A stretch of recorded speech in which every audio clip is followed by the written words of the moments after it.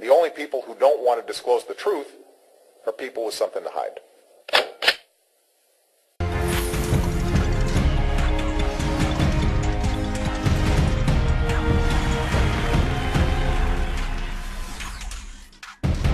Good evening. I'm Chris Matthews in Louisville, Kentucky. Let me start tonight with the big news, close to home news, and to this show. 2 nights from now, President Obama will be our guest, yours and mine, on this show. He's agreed to sit with me before a big group of college students. That's right, the Hardball College Tour is back big time. And the biggest headliner, the President of the United States. We're going to be hitting my biggest questions with the President before the students of American University. And my questions will be the very ones you and I talk about here every night. This destructive politics we're facing in this country, this inability to strike compromise and how we can fix it, this failure of tough personal accountability in government as viewed through the lens of the health care rollout, the attempts out there to suppress the minority vote in 36 states, and the life and death matters of war and peace. You know where I stand on these matters. You know where you stand. And 2 nights from now, this Thursday at this very time, we'll know where the president stands. On Hardball tonight, escalation, the attack of the wacko birds.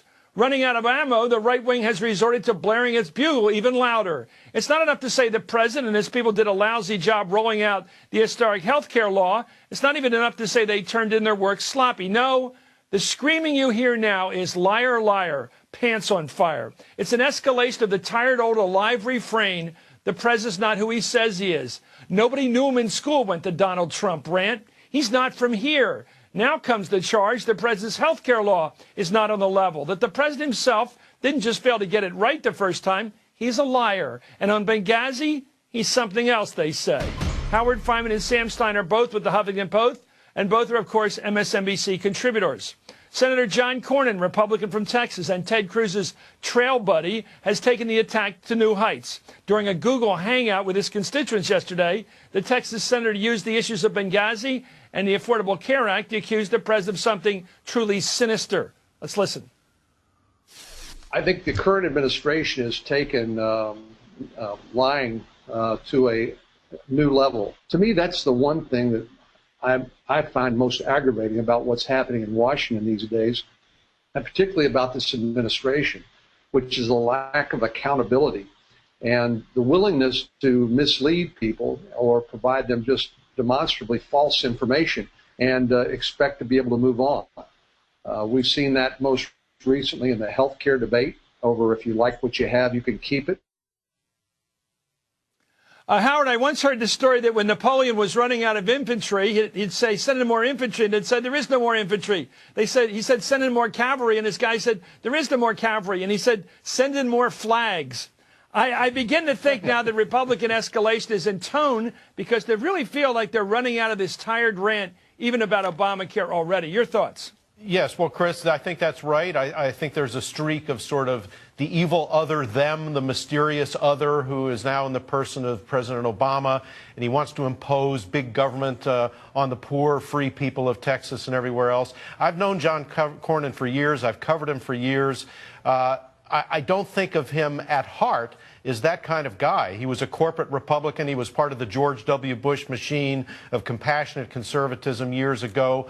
But now he's playing to that crowd. And the fact that it was a Google Hangout, I think, is significant because one of the things that's changed here is that you marry that long tradition of American fear of government, of resentment of the other, right, of conservative versus liberalism. You marry that, us versus them, with modern technology and the fact that you can speak discreetly to your own crew and kind of stoke up your own crew, wave the flag with them, and you have the tone of the Republican Party today. They're largely speaking to themselves. Yeah, and occasionally they get caught, Sam. And one thing I've noticed here, the way Howard pointed that out, is that, yes, John Cornyn was a regular conservative Republican until Ted Cruz became his trailmate. Yeah. And unfortunately, like in Gresham's law, bad Republicans drive good Republicans out of circulation, it seems. Yeah. Well, listen, this is a complex matter because, to Cornyn and others' credits, they were warning during the healthcare construction that there will be people who will be left off of their plans or forced to cancel plans. A lot of the problems that we're seeing in the rollout, they did warn about. However, they are taking these criticisms to different extremes. There's one thing to warn about the failure of the rollout, about a sloppy website, about people having canceled coverage. It's another thing to call, to warn about big government intrusion into healthcare reform. Keep in mind, I mean, the individual mandate, again, to repeat ad nauseum, was a conservative idea chalked up in the Heritage Foundation. So it's not like this is rooted in some big government theory. Yeah. And I think the other thing that should be pointed out is, and the president stressed it today, is that whether you like the plan, the bill or not, for the next 3 years, it is going to be law. Until President Obama is no longer in the White House, then we can have a real discussion about repeal. And at some point in time, Republicans need to stop saying, okay, we need to get it off the books, and start asking, how can we improve it in our own ideological fashion? And we're not there yet. Sam, what are they accusing him of? It's like if a baseball batter gets a strike called on him, you don't accuse him of not trying to hit the ball. I mean, if you try to hit the ball and you fail, that's what Obama did here. He hoped to have a good rollout. It wasn't a great rollout. It wasn't a good rollout. It was a poor rollout. So why are they accusing him of wanting to have a poor rollout? It seems like they're saying he lied. He really wanted this to be lousy. Yeah, what are they actually accusing him of?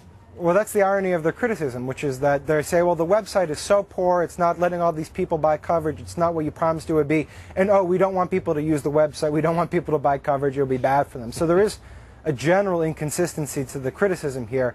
But again, the president stressed it today. For the next 3 years, he will be in the Oval Office. The repeal movement is, for that period of time, dead. There is no repeal movement unless they can get a veto because of the majority, which they're not going to. Exactly. Right. And so then you have to step back and you have to ask, okay, knowing that's the case, are there constructive ideas that you want to add to healthcare reform? And if not, then maybe it's time to step back and let the thing work. Well, maybe we'll hear from John Kingston and people like that who do have constructive ideas, perhaps. Anyway, if anyone knows the thing about distorting information to a new level, it's the president's enemies. Here's just a small sampling of their recent fear-mongering campaign against the Affordable Care Act. Every one of these clips, by the way, isn't vintage. It's all from this year. Let's watch.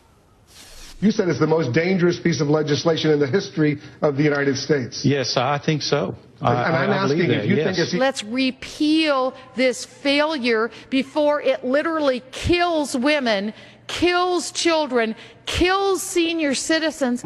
Let's not do that. Is killing health benefits, is shattering the economy all across the country in all 50 states. Of course there are death panels in there, but the important thing to remember is that's just one aspect of this atrocious, unaffordable, cumbersome, burdensome, evil policy of Obama's, and that is Obamacare. Obamacare is really, I think, the worst thing that has happened in this nation since slavery. And it is, in a way, it is slavery, in a way.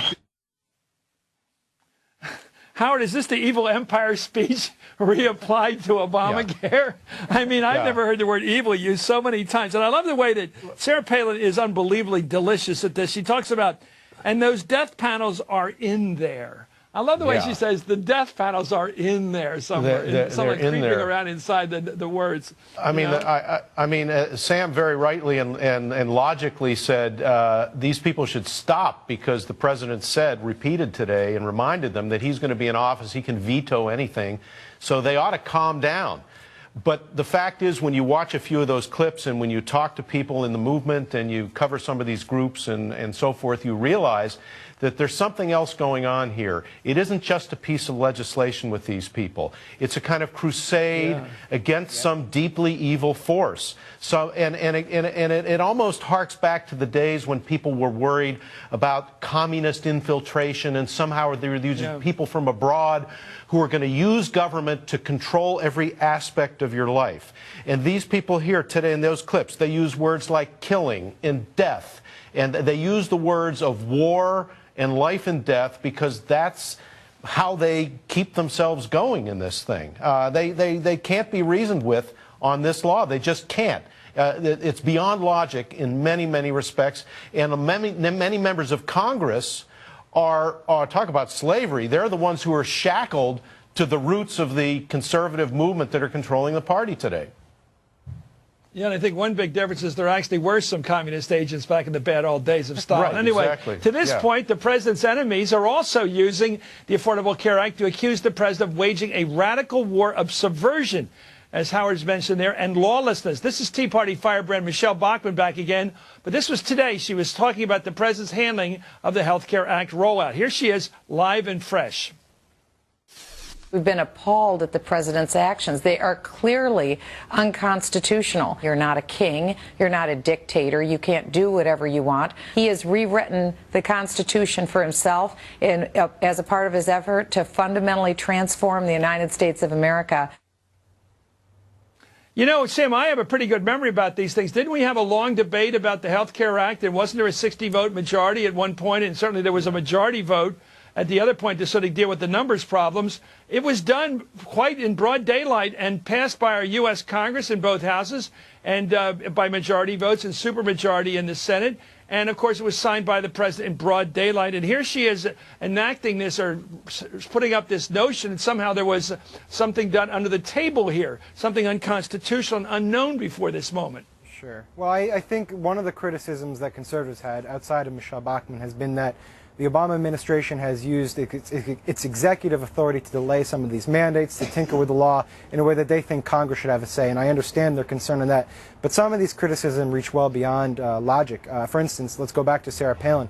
This whole notion that death panels are in there. The first death panels that she referred to was a requirement that Medicare provide end-of-life consultations to patients. That was deliberately stripped from the legislation because of the uproar that she caused. It's clearly not in there now, but years later she's acting as if it is. So there's a bit of lunacy to some of these criticisms, or it's just not based in fact at all. And that's what clouds this debate, is that you don't know what are legitimate gripes and you don't know what are pure fabrications. Yeah, but don't you think part of the appeal, Sam, this is a bit psychobabble, but don't you think part of the appeal of Sarah Palin is she doesn't give a rat's butt what facts are? And I think that is her wild attraction. She's almost squirrely that way in the sense that she's willing to say wild things that you and I will say, well, wait, that's not true. And she'll just come back and say, well, that's being technical, or you're just dealing with facts there. I've got a much larger notion Or she'll find some other provision to claim that's a death panel, for instance, the Independent Payment Advisory Board. But, you know, I agree with you. There's sort of an allure from her vantage point to just cause a ruckus and then step back and look at the damage she caused. Yeah, I mean, that doesn't alleviate the need to call her. Yeah, I mean, but that doesn't alleviate our Katie Couric asked, what are you reading? Chris, when Katie Couric asked years ago, what are you reading? Everybody knew that was elitism by her standards. Asking what newspapers you read is an elitist question. She can't lose, this woman. She'll be around for a while, even though she's not governor for very long, or wasn't. Anyway, thank you, guys. Howard Fineman, Sam Stein, great leadoff tonight.